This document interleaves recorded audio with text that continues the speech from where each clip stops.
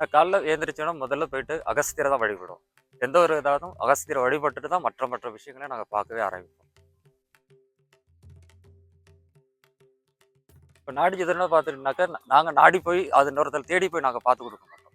எங்களை தேடி வர்றவங்களுக்கு பார்த்து கொடுத்தா நாடி ஜோதிடம்னு சொல்லக்கூடியது.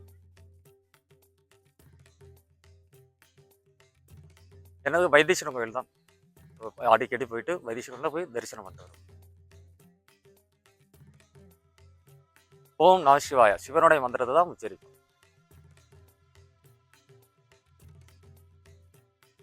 ஓலை தேடி எடுக்கிறது தாங்க கஷ்டம். அதில் ஒருத்தவங்க பேர் எல்லாமே தேடி எடுக்கிறது கஷ்டமா இருக்கும்.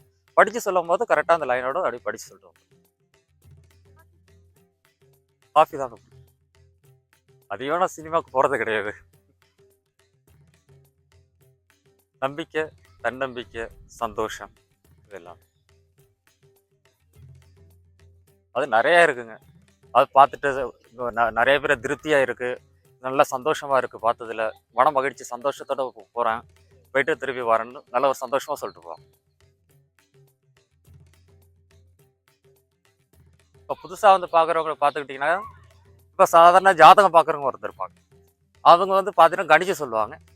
இது நாடி ஜோதிடங்கிறது பார்த்தீங்கன்னா சித்தர்கள், அதாவது அகஸ்திய மகரிஷி எழுதி வைக்கப்பட்டது.